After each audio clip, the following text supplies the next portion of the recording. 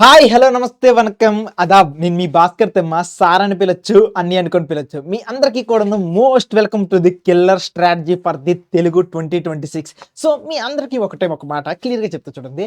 నా కోసం నా మీద డిపెండ్ అవుతూ తెలుగు ఎగ్జామ్ని బాగా రాద్దాం అనుకుని ఒక 10 మెంబర్ స్టూడెంట్స్ తెలంగాణ నుండి చాలా లాయల్గా ఉంటారు. మీకు చెప్తున్నా కిల్లర్ స్ట్రాటజీ తీసుకొని వచ్చా. ఈ 2 డేస్లో తెలుగు ఎగ్జామ్లో ఎలా మీరు 10 మంది బాగా రాయాలి అనేది నేను చూసుకుంటూ వెళ్ళిపోతా. అయితే ఒక్కసారి మీ కింద పేర్లు పెడతారా నా కోసం ఎవరైతే నా మీద మాత్రమే ప్యూర్‌గా అని మీరు చెప్పినట్టు చేసుకుంటూ వెళ్ళిపోతానన్నయ్య. ఎందుకంటే ఎప్పుడైనా ఒక టీచర్‌నే ఫాలో అవ్వాలి. మల్టిపుల్ టీచర్స్‌ని కాకుండా ఈ లాస్ట్ మూమెంట్‌లో అనుకోని ఫీల్ అవుతూ నన్ను మాత్రం ఫాలో అవుతా అనుకున్న వాళ్ళందరూ కూడా ఒకసారి కింద పేరు పెట్టండి ఆ 10 మంది కూడాను. సో నేను హ్యాపీగా ఫీల్ అవుతా. మీకోసం హ్యాపీగా స్ట్రాటజీస్ తీసుకొని వచ్చేస్తా. అయితే మీకిప్పుడు ఈ 2 డేస్‌లో తెలుగు ఎగ్జామ్ మొత్తాన్ని కంప్లీట్ చేస్తే ఎన్ని మార్క్స్ వస్తాయని అంటే సో 80 మార్క్స్‌కి ఔట్ ఆఫ్ ది 75+ వరకు కూడా నేను తెప్పించగలను. ఓకేనా? 75+ వరకు తెప్పించగలను. మిగిలిన 5 మార్క్స్ అనేది లాంగ్వేజ్ కదా! లాంగ్వేజ్‌కి మనం గ్యారంటీ ఇవ్వలేం. అయితే చిన్న విషయాలున్నాయి. చూడండి చిన్న చిన్న క్లాజెస్ ఉన్నాయి. ఆటిని ఏంటో విషయాలు చెప్తాం. కానీ మళ్ళీ చెప్తున్నా. జస్ట్ నాతో పాటు నడిచండి. మీకు ఎంత సపోర్ట్ చేయాలో అంత సపోర్ట్ నేను చేసుకుంటూ వెళ్తా. అయితే ఒక చిన్న విషయం చూద్దామా? తెలంగాణ పేపర్ ఎంత రాడ్‌లాగా ఉంటదో ఒకసారి చూపిస్తా చూడండి. First situation. ఇక్కడ ఆంధ్ర పిల్లలకి ఒక మాట చూస్తే ఆంధ్ర వాళ్ళకి అసలు పద్యాలనే కాన్సెప్టే లేదు. పద్యాల కాన్సెప్ట్ ఉంది. కానీ పద్యాలు పూరించి రాయండి, ఇది రాయండి, అది రాయండి అలాంటివేమి లేవు. ప్రతిపద్ధతులు రాయండి ఇలాంటి కాన్సెప్ట్‌లే లేవు. Very dead easy paper. కానీ ఇక్కడ చూస్తే మనకు పద్యాలున్నాయి. సో పద్యాలు ఉండేటప్పుడు మనకి ఎన్ని లెసన్స్ ఉన్నాయిరా ఒకసారి బాగా ఆలోచించండి. దానశీలము, వీర తెలంగాణ, భిక్ష ఈ 3 ఒక ఎత్తయితే శతకమెదురము ఒక సెపరేటు. అయితే మనందరం ఏమనుకుంటాం శతకమెదురం లెసన్ విడిచిపెట్టేస్తే మనకి ఈ మిగిలిన 3 లెసన్స్ నుండి నేర్చేసుకుంటే సరిపోద్ది అని ఫీలింగ్ వస్తది కదా! కానీ ఇక్కడ చూడండిరా సిట్యుయేషన్ ఎలా ఉంది.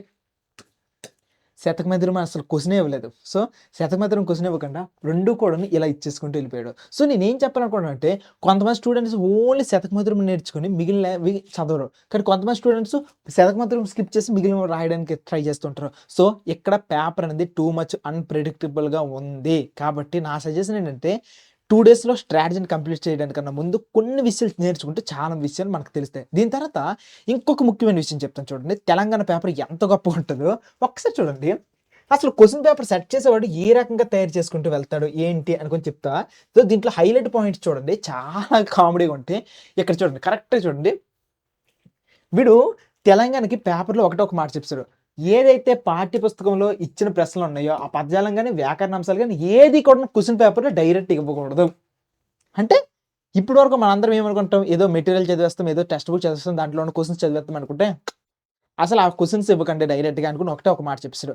పోనీ ఇది అయిపోయిన తర్వాత నెక్స్ట్ ఇంకొక పాయింట్ ఏంటంటే గైడ్‌లు, స్టడీ మెటీరియల్, క్వెషన్ బ్యాంకులోని ప్రశ్నలు సేకరించి అస్సలు ఇవ్వకూడదంట. రాడ్ పేపరేనా ఇప్పుడు? అర్థమైందా సిట్యుయేషన్ అంతా కూడాను. ఇంకొకటి అసలు జవాబులనేవి బట్టి పట్టి రాసేలా అసలు ఉండకూడదు. ఇది ఇంకా రాడ్ అనిపిస్తుందా? సో, ఇక్కడ పాయింట్ ఏంటంటే ఇప్పుడు పేపర్ టఫ్ వచ్చేస్తుందిరా బాబోయ్! అనుకుని ఫీలింగ్ వస్తుందా? భయపడకండి. టెన్షన్ పడకండి. ఎందుకు టెన్షన్ పడకూడదో విషయం చెప్తాను చూడండి. క్వెషన్ పేపర్‌లో 50% ఉన్నాయి కదా! 50% యావరేజ్ స్టూడెంట్స్ చేసేలాగా ఇస్తాడు. ఓకేనా? 30% ఉన్నాయి కదా! సో, 30% మాత్రమే టఫ్‌గా ఇస్తాడు. అంటే సో, 80 మార్క్స్‌లో ఐ థింక్ 30% అంటే 0, 0 కట్ చేసుకుంటూ వెళ్తే ఐ థింక్ ఒక 20 మార్కులు అనుకుందాం. ఓకేనా? ఒక 20 మార్క్స్ వరకు మాత్రమే డిఫికల్ట్ ఉంటాయి. మిగిలినవన్నీ కూడా యావరేజ్ స్టూడెంట్ కూడా సాల్వ్ చేసేటట్లుగా ఉంటాయి. సో, ఇది మీకు బాగా అర్థం అవ్వాల్సిన సిట్యుయేషన్. అయితే ఇప్పుడు మీకు నేను చెప్పాలనుకున్న పాయింట్ ఏంటంటే ఇప్పుడు మీ క్లారిటీ ఏంటంటే క్వెషన్‌లు బట్టి పడితే పనులవ్వు. టెక్స్ట్ బుక్‌లో ఏవైతే క్వెషన్స్ ఉన్నాయో వాటిని బట్టి పడితే పనులవ్వు. కాన్సెప్ట్స్ అనేది తెలియాలి. ఎవరైతే కాన్సెప్ట్ నేర్చుకుంటారో వాళ్ళు మాత్రమే గట్టెక్కుతారు అనే విషయం మీకు అర్థమైంది కదా! అందుకోసమే ఇప్పుడు ఈ 2 డేస్‌లో మనం బట్టి పట్టకూడదు. ఏదైనా ఒక క్వెషన్ పేపర్‌ని తీసుకొని అలాగా నేర్చేసుకుంటూ వెళ్ళిపోతే సెట్ అవ్వదు. లాస్ట్ 5 మోడల్ పేపర్స్‌ని గట్టిగా నేర్చేసుకుంటామంటే సెట్ అవ్వదు. ఇప్పుడు ఎలా సెట్ చేయాలి? ఏంటి అనుకోని సెట్ చేసుకుంటూ వెళ్దాం. 2 డేస్‌లో ఇప్పుడు మనకి 75+ వరకు తీసుకొని రావాలి. అది కూడాను నన్ను నమ్ముకుంటున్నారు కాబట్టి నాదే పూర్తి రెస్పాన్సిబిలిటీ కాబట్టి నేను జాగ్రత్తగా చూసుకుంటా. గట్టిగా గుచ్చేస్తుంది. సరేనా? చూద్దాం. సో, ఫస్ట్ పాయింట్ ఏంటంటే అవగాహన ప్రతిస్పందనలో మనకి 2 అవగాహన ప్రతిస్పందనలో ఫస్ట్ రామాయణం మీద ఇస్తాడు. ఒక పారాగ్రాఫ్ క్వెషన్‌లు ఇస్తాడు. చేసేస్తాము. దాని తర్వాత ఆహ్, పద్యాలు, ప్రతిపదార్థాలు వీటిని మనం కంప్లీట్ చేయాలి. వీటికి ఒక మార్నింగ్ సెషన్ తీసేసుకుంటే అయిపోయింది. ఇన్‌ఫాక్ట్ చెప్పాలంటే ఈరోజు మార్నింగ్ సెషన్ నేను తీసేసుకున్నాను క్లాసు.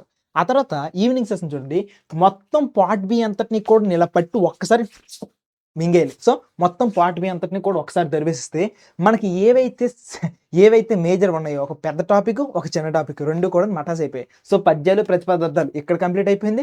అండ్ ఈవినింగ్ చూస్తే ఏదైతే గ్రామర్ పార్ట్ బిట్ పేపర్ ఉంది ఇదంతా కంప్లీట్ అయిపోయింది. ఇది అయిపోయింది కదా! ఈసారి ఒక చిన్న టాపిక్ సృజనాత్మకత అని కూడా చిన్న టాపిక్ క్వెషన్స్‌లో అనమాట. వీటిలో చూస్తే వ్యాసము, లేకపోతే వచన కవిత, లేకపోతే ఆహ్వాన పత్రిక, కరపత్రము, లేకపోతే ఇలా బోలెడు ఉన్నాయి కదా! మనకి వ్యాసం గాని ఇలా డిఫరెంట్ బోలెడు ఉన్నాయి. సో కరదీపిక గాని, లేకపోతే నివేదిక గాని, లేకపోతే ఈ రకంగా డిఫరెంట్ ఉన్నాయి కదా!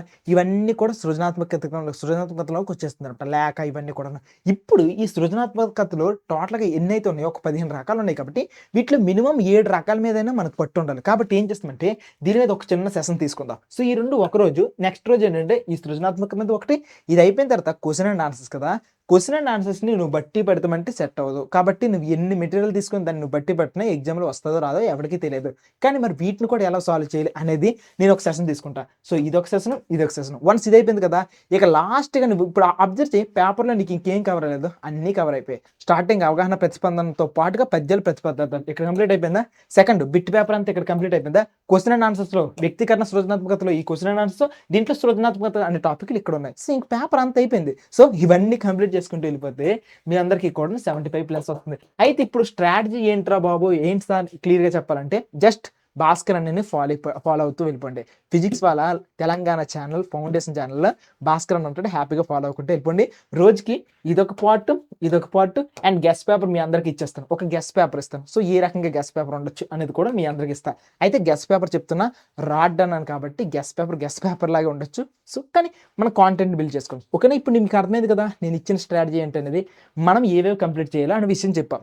మొదటిది మార్నింగ్ ఏం కంప్లీట్ చేయాలి, ఈవినింగ్ కంప్లీట్ చేయాలి. వీటిని ఇంకొక మాటలో చెప్పాలంటే వీటిని ఎలా కంప్లీట్ చేయాలి అని కూడా చెప్పడానికి నేను ఇచ్చేస్తున్నాను వీడియోస్తో పాటు మెటీరియల్ నేను ఇచ్చేస్తా. ఇంపార్టెంట్ క్వశ్చన్స్ ఏవైనా ఉంటే, ఇంపార్టెంట్ థింగ్స్ ఏవైనా ఉంటే వాటన్నిటిని కూడా ఇచ్చేస్తాను. జస్ట్ భాస్కర్ అని ఫాలో అవుతూ వెళ్ళిపో సెట్ అయిపోతుంది. లేదు భాస్కర్ అని నేను ఫాలో అవ్వను, నా ఓన్గా నువ్వు చేసుకుంటావు అంటే హ్యాపీ, ఏం ప్రాబ్లం లేదు. నువ్వు ఇంటి దగ్గర కూర్చొని మార్నింగ్ అవగాహన ప్రతిస్పందన మీద వర్క్ చేస్తే ఈవినింగ్ బిట్ పేపర్ మీద వర్క్ చేయి. మార్నింగ్ సృజనాత్మకత నీకు నచ్చిన టైంలో వర్క్ చేస్తే ఇక్కడ లఘు ప్రశ్నలు ఉన్నాయి కదా వీటి మీద ఒకసారి వర్క్ చేసి లాస్ట్గా గెస్ట్ పేపర్ మీద వర్క్ చేస్తే ఎలాంటి పేపర్ అయినా సరే నువ్వు కూడా చేయగలవు. సో ఈ 2 days గట్టిగా తలుచుకుంటే పనులన్నీ అవుతాయి. ఏం కాదు, గట్టిగా తలుచుకుంటే సూపర్ డూపర్ హిట్ అయిపోద్ది. సో నాకైతే ఫుల్ కాన్ఫిడెంట్గా ఉంది. సో నేనైతే బాగా చెప్పగలను, బాగా మీకు మార్క్స్ తీసుకుని రాగలను అనుకుని ఆల్రెడీ పద్యాలు, ప్రతిపదార్థాలు అయిపోయి ఇంకా మిగిలిన మాత్రం ఉన్నాయి. సో చూసుకుందాం థర్డ్ పీరియడ్, సరేనా? సో మీ అందరికీ కూడా ఆల్ ది బెస్ట్. మళ్ళీ చెప్తున్నా, ఆ కింద ఎవరైతే ఆ 10 మంది ఉన్నారో మీ పేర్లు పెట్టండి చిన్న, ఎందుకంటే మీ అందరికీ డైరెక్ట్ నేను కాంటాక్ట్ అవ్వాలి, సరేనా? సో మనం తెలుగు ఎగ్జామ్ బాగా రాసేస్తున్నాం, సరేనా? All the best. ఈరోజు ఈవినింగ్ కలుద్దాం మరి. సో పార్ట్ బి లైవ్లో.